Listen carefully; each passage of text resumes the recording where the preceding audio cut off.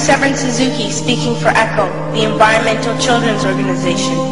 We're a group of 12 and 13-year-olds trying to make a difference. Vanessa Setti, Morgan Geisler, Michelle Quigg, and me. We've raised all the money to come here ourselves, to come 5,000 miles to tell you adults you must change your ways. Coming up here today, I have no hidden agenda. I am fighting for my future.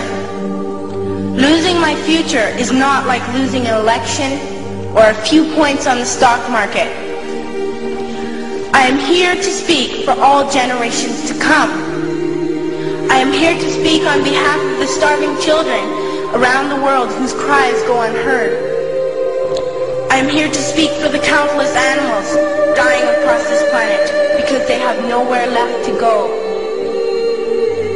I am afraid to go out in the sun now because of the holes in our ozone. I'm afraid to breathe the air because I don't know what chemicals are in it. I used to go fishing in Vancouver, my home, with my dad, until just a few years ago we found the fish full of cancers.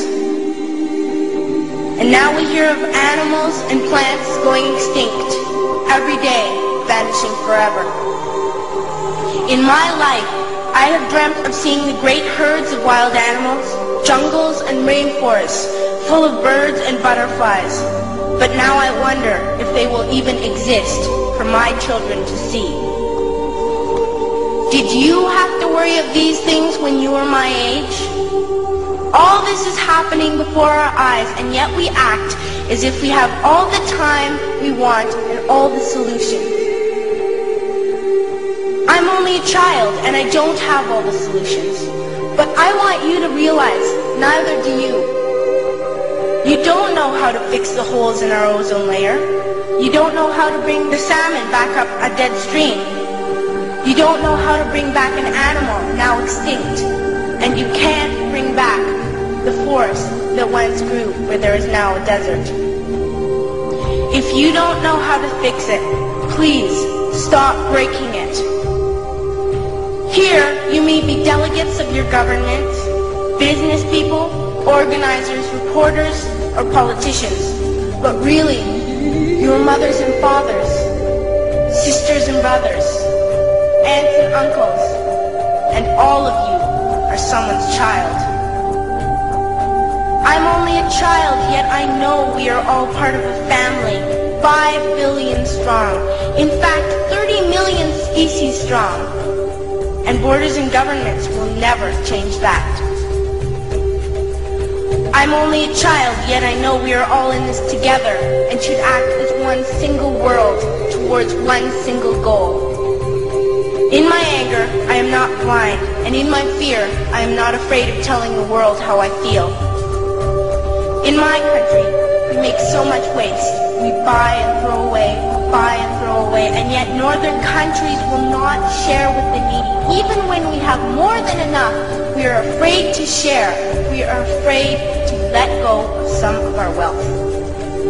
In Canada, we live the privileged life, with plenty of food, water, and shelter. We have watches, bicycles, computers, and television sets. The list could go on for 2 days. 2 days ago, here in Brazil, we were shocked when we spent time with some children living on the streets. This is what one child told us. I wish I was rich. And if I were, I would give all the street children food, clothes, medicines, shelter, and love and affection. If a child on the streets who has nothing is willing to share, why are we who have everything still so greedy? I can't stop thinking that these are children my own age, that it makes a tremendous difference where you are born. That I could be one of those children living in the favelas of Rio. I could be a child starving in Somalia, or a victim of war in the Middle East, or a beggar in India. I am only a child, yet I know if all the money spent on war was spent on finding environmental answers, ending poverty, and finding treaties, what a wonderful place this earth would be. school, even in kindergarten, you teach us how to behave in the world. You teach us not to fight with others, to work things out, to respect others, to clean up our mess, not to hurt other creatures, to share, not be greedy. Then why do you go out and do the things you tell us not to do? Do not forget why you are attending these conferences, who you're doing this for. We are your own children. You are deciding what kind of world we are growing up in. Parents should be able to comfort their children by saying, everything's going to be all right. It's not the end of the world, and we're doing the best we can. But I don't think you can say that to us anymore. Are we even on your list of priorities? My dad always says, you are what you do, not what you say.